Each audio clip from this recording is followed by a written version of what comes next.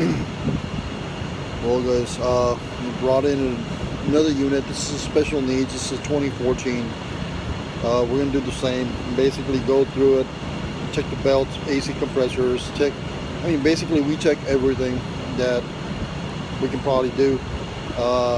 We do clean out the 7th injector, make sure that the EPF is clean, run a regen. We're going to go ahead and start by removing that little 7th injector and cleaning out that nozzle and making sure that the soot didn't clog up that port. And then we're going to go ahead and run a regen on this one. Let me go ahead and get that done.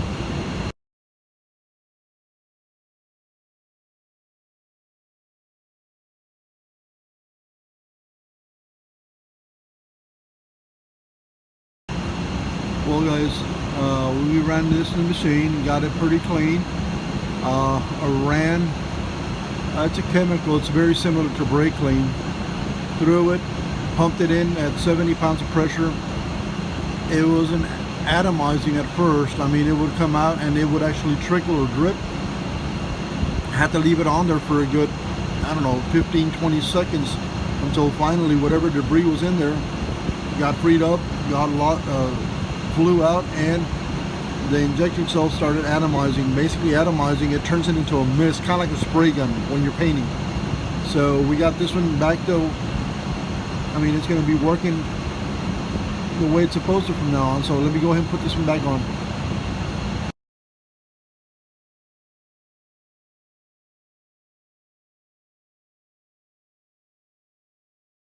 Well, that was it for that one, guys. I'm going to go ahead and start up the unit, and I'm going to try and see if the unit will kick into regen on its own by hitting the park regen button. If not, we're going to have to plug in the scanner and basically force it to go into regen mode. Alright guys? Well guys, on this one I'm going to go ahead and start up the unit, and I'm going to hit this park regen button, see if the unit will go into regen on its own without having to use the scanner. So I'm going to go ahead and record this in time lapse because I don't want you to hear all the noise. The engine's going to, they're pretty noisy guys, so let me go ahead and turn it on real quick. Well guys, I didn't want to go into the regen mode because in order for it to regen, temperature's got to be above 140 degrees.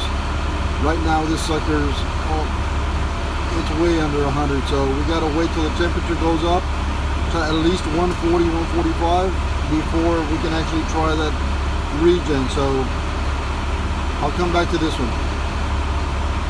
And the issue with this one is EGR slow flow. It's been ongoing. We caught onto this one, I'm going to say 6 months before the end of school.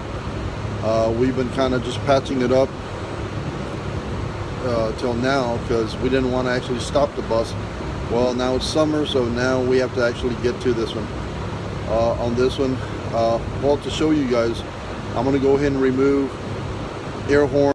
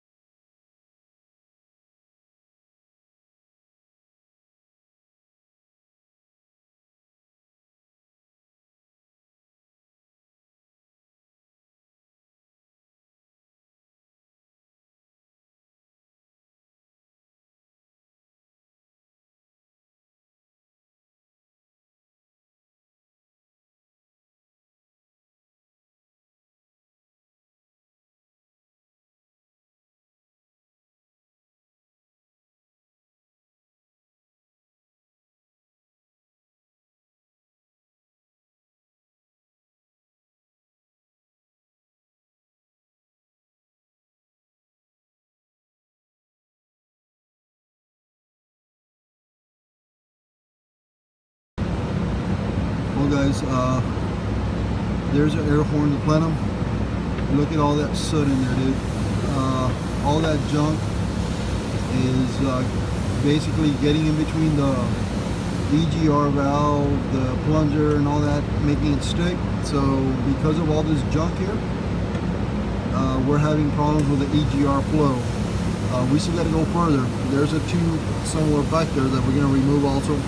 It's narrower, it's a smaller diameter, so that one, I can just imagine how bad that one's going to be.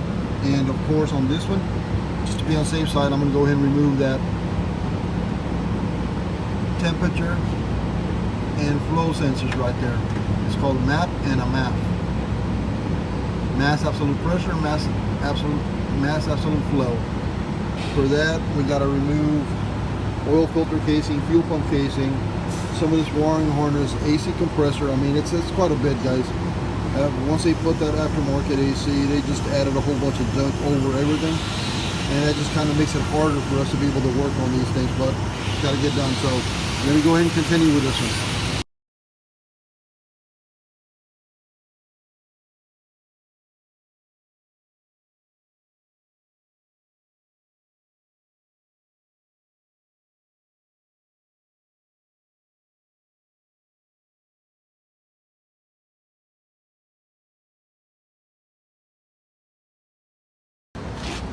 Well, guys, as you guys can see, that thing is just full of soot. Restricted flow, yep, we did have it. So this is the heating plate. I mean, it was all bent out of shape. It wasn't working properly because these fins were touching each other. So basically the heat would go transfer from this to this, and all this side would stay cold and only this side would heat up. So that was an issue there. EGR valve. Look at all that crud, guys. I mean, if your throat was like this, you'd be having trouble breathing. So yeah. And check out this plenum real quick.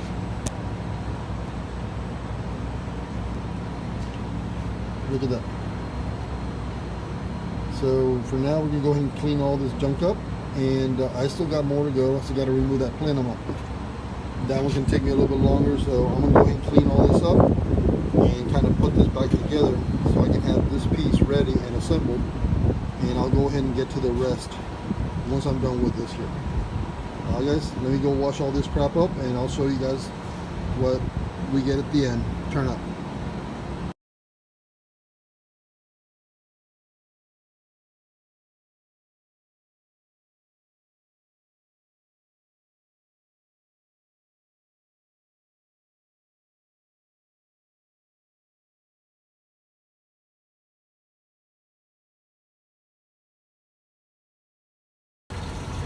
Well, guys, we've done the best that we could on the cleaning. I mean,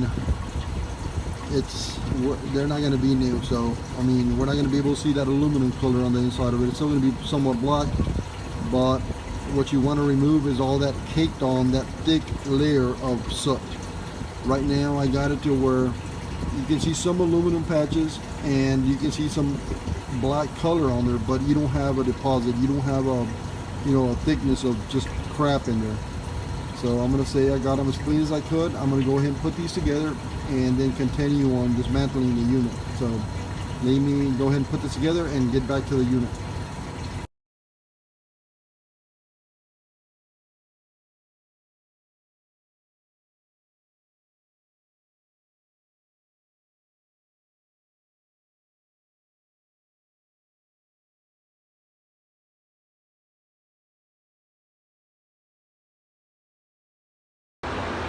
Well, guys, got all these parts cleaned out, assembled them, put them back together, and plenum, EGR valve, heater assembly. So I'm going to go ahead and end the video here.